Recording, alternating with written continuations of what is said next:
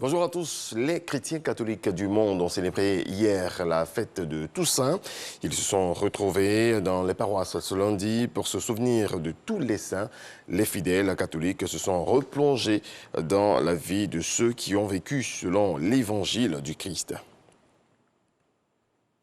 La Toussaint, c'est l'heure de se souvenir de tous ceux qui nous ont quittés. À cette occasion, des gerbes de fleurs sont déposées sur les tombes. Les populations qui ne manquent pas ce rendez-vous se précipitent autour des fleuristes. Fatima Ouedraogo et Abou Sanogo ont rencontré quelques-uns. Regardons. Célébrer les saints, mais aussi commémorer la mémoire des défunts à travers la tradition. Fleurir les tombes. À l'occasion de la fête de la Toussaint, des familles s'activent autour des fleuristes. Elles procèdent à l'achat de fleurs afin d'anticiper la célébration de la fête des morts, qui est un jour ouvrable. Les fleurs ont été achetées ce jour pour honorer nos défunts, vu que ce n'est pas un jour férié. On profite de la messe du premier pour nous rendre aussi au cimetière en anticipé, pour aller aussi prier aussi pour nos disparus. Après un moment d'interruption dû à la maladie à coronavirus, des fleuristes constatent une nette amélioration de leur chiffre d'affaires. Cette année, je pense qu'au niveau de façon commerciale, en tout cas ça va. Contrairement à l'année passée où vraiment on avait des bouquets même qui sont restés ici sans clients.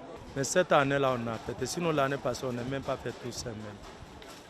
Puisque rien n'est marché à cause de Covid-19. Mais cette année, ça va. Au cimetière privé d'Anono, une prière est dite à l'endroit des défunts avant la pose des fleurs. Un moment pour certains pour nettoyer les tombes. Mélanie Christelle et sa famille sont au nombre des personnes présentes en ces lieux. Bien vrai que c'est la volonté de Dieu, mais je n'ai jamais accepté. Mais Dieu, celui qui sonne les cœurs et les reins, celui qui permet que tout ce qui arrive. Donc, on est tout heureux d'être là. On dépose les fleurs, c'est comme si c'était une pensée là où ils se trouvent. Pour qu'ils se disent qu'on ne les a jamais abandonnés, nous sommes toujours avec eux. Cette célébration a lieu tous les 2 novembre, au lendemain de la Toussaint. La Turquie est l'un des berceaux du christianisme. Selon les Actes des Apôtres, c'est à Antioche que les disciples reçurent pour la première fois le nom de chrétiens. En Turquie, plusieurs sites sont à découvrir. Les chrétiens ivoiriens se sont donc rendus sur place. Sidonie Davila et Ulrich Adongon ont également effectué le déplacement. Regardons. La Maison de la Vierge Marie, un centre important pour les pèlerins, a reçu la visite des Ivoiriens. Situé dans la ville d'Éphèse, ce site est un lieu saint qui reçoit des milliers de visiteurs venus confier à la mère du Christ, sauveur du monde, leurs différentes préoccupations. C'est là qu'elle a vécu, c'est là qu'elle a passé ses derniers instants. Vous voyez, au-dessus de la montagne, dans la bourse, seule. Et j'ai prié. Quand je priais, je sentais que c'était vivant. Et ça, c'est unique en son genre, d'arriver à ce lieu. C'était pas évident. Après la cité mariale, la basilique Saint-Jean a été une étape aussi importante pour les pèlerins. Même s'il ne reste que les ruines de cette bâtisse qui porte le nom du plus jeune apôtre de Jésus, Jean, les fidèles chrétiens ont pu toucher du doigt les réalités de la parole de Dieu. Pour moi, l'apôtre Paul, l'apôtre Jean sont des modèles d'évangélistes. Ils ont bravé tout ce qu'il y avait comme persécution pour annoncer l'évangile. Et aujourd'hui, je viens sur ces lieux, ces temples qu'ils ont bâtis. Et c'est vraiment édifiant pour moi. Ça booste ma foi. Et je bénis le Seigneur. Je veux vraiment aussi encourager mes frères de participer à ces gens de pèlerinage. Parce que ça t'apporte un plus et ça permet d'avoir beaucoup de connaissances. Venir ici, c'est l'ignorance totalement qui tombe. Donc j'encouragerai mes fidèles à vraiment croire davantage à la parole de Dieu, à vraiment manifester davantage leur foi et ce en quoi ils croient à vraiment exister. Éphèse, Smyrne, Pergame, Thyatire, Sardes, Philadelphie, Laodicée sont les 7 églises de l'Apocalypse qui régissent l'Église universelle. Un circuit important pour le pèlerin en Turquie. Dans certains endroits, il y a des restes de vestiges. Dans certains endroits, il ne reste plus rien. Mais le but, c'est quoi? C'est de voir et de pouvoir montrer à nos amis les trajets qu'ils ont suivis, n'est-ce pas, les premiers chrétiens en Asie mineure, en Turquie, n'est-ce pas, avant le christianisme, si vous voulez, pour pouvoir terminer la période païenne, pour pouvoir indiquer la bonne direction, la direction de Dieu ou bien le chemin de Dieu. Et pour ça, on essaie de faire le maximum avec nos connaissances. À côté des sites religieux, les chrétiens ont aussi visité d'autres lieux comme le temple d'Apollon. Situé dans la ville de Didyme, appelé également le temple des oracles, le temple d'Apollon constitue aujourd'hui l'une des merveilles de l'Asie mineure. Autre volet de l'actualité, il y aura des taxi-compteurs aujourd'hui dans les rues d'Abidjan.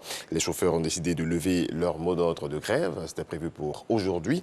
Un arrêt de travail suspendu après avoir rencontré les autorités. Les chauffeurs de taxi-compteurs protestent contre des véhicules particuliers fonctionnant par application numérique. Une concurrence qu'ils jugent déloyale. Lansini Bakayoko.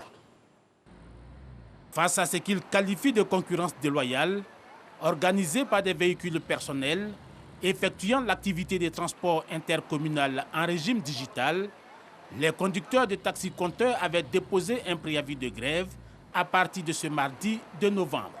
Mais les discussions engagées avec le ministre des Transports Amadou Koné au sein du cadre d'échange permanent mis en route ont porté leurs fruits.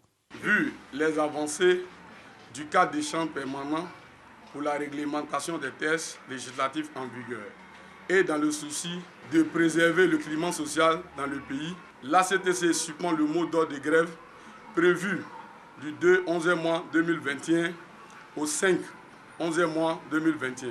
Par conséquent, l'ACTC demande à tous les conducteurs de taxi-compteurs de reprendre le travail dès le mardi 2 novembre 2021. Les conducteurs de taxi-compteurs demandent surtout au gouvernement d'accélérer le retrait des concurrents illégaux de la circulation. Des concurrents illégaux qui, disent-ils, n'ont ni carte de transport, ni visite technique appropriée, qui ne payent ni assurance ni patente, mais qui occupent aujourd'hui 30% du marché des transports intercommunaux de la ville d'Abidjan. Et puisque nous sommes sur les routes, 70 km de routes construites à Yamoussoukro pour donner fière allure à la capitale. Des travaux d'embellissement entrepris également. La capitale politique change de visage. Sidonie Davila y était. Voici son constat. Aménagement et réhabilitation. Les voies de Yamoussoukro sont en pleine reconstruction. Une fois dans la ville, vous êtes tout de suite capté par les allers et retours des grosses machines et autres engins de chantier. La politique du gouvernement, c'est de rendre circulables la plupart des voies de nos villes pour le bonheur des usagers. Et c'est dans ce cadre-là qu'à Yamoussoukro, le gouvernement a entrepris plusieurs phases de travaux de réhabilitation au niveau de la voirie de Yamoussoukro. La capitale politique change peu à peu de physionomie avec les travaux de réhabilitation et d'aménagement de ces routes. Les usagers ne cachent pas leur joie. Je suis très content du gouvernement, du président. Je suis très content. Actuellement, les voies là, ça va en route sans problème. Il y a un changement vrai, il faut le dire. Et à l'époque, c'était quand même un peu difficile. Cela nous fait beaucoup plaisir. Il voit qu'il est en train de réparer un peu de la voie. En tout cas, on est très content.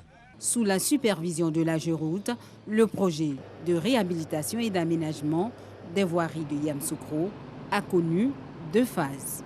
Nous avons déjà fait la première phase qui a consisté à bitumer 61 km de route en réhabilitation comme en aménagement. Pour ne pas s'arrêter en si bon chemin, le gouvernement a décidé de faire une deuxième phase. Et cette deuxième phase va prendre en compte la réalisation de 78 km de route bitumée, en aménagement comme en réhabilitation. Et en plus de cela, rendre circulable la plupart des voies non bitumées. Ces travaux sont financés par l'État de Côte d'Ivoire. Et pour cette seconde phase, c'est 73 milliards de francs CFA que l'État va injecter dans la réhabilitation de la voirie de Yamoussoukro.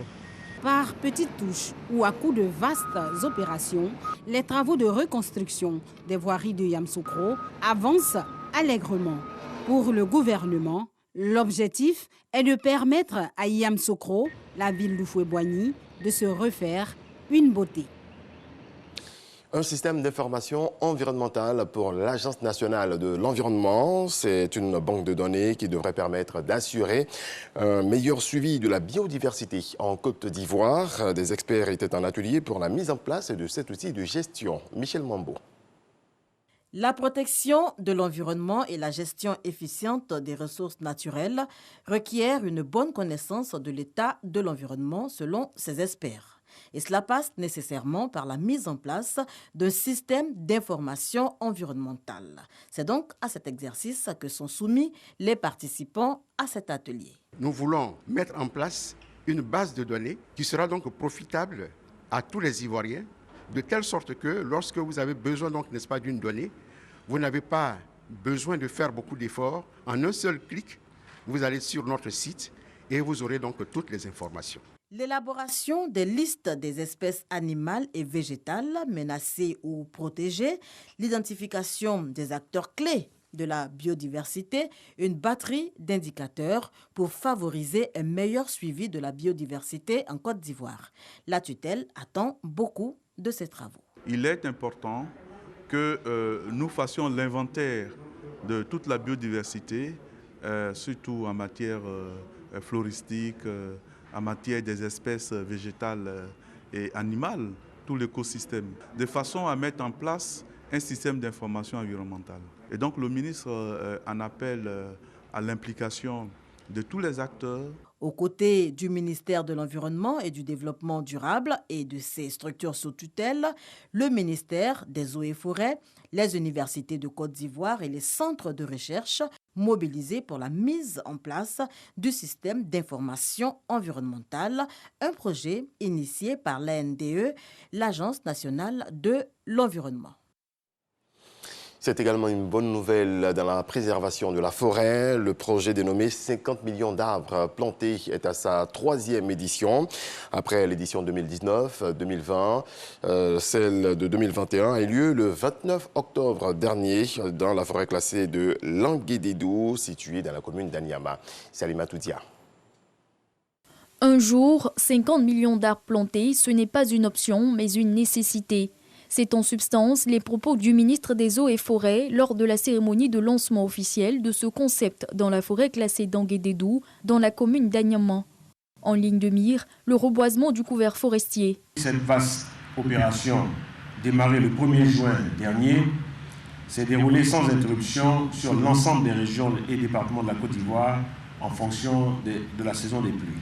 Le bilan partiel à ce jour indique 28 538 234 arbres qui ont été produits et plantés. L'État ivoirien a opté pour une politique forestière et une stratégie de mise en œuvre qui vise à porter la couverture forestière à 20% d'ici à l'horizon 2030. Nous devons donc planter 3 millions d'hectares de forêt d'ici à 2030. Le gouvernement a par ailleurs mis en place le cadre juridique qu'il faut pour mener cette politique.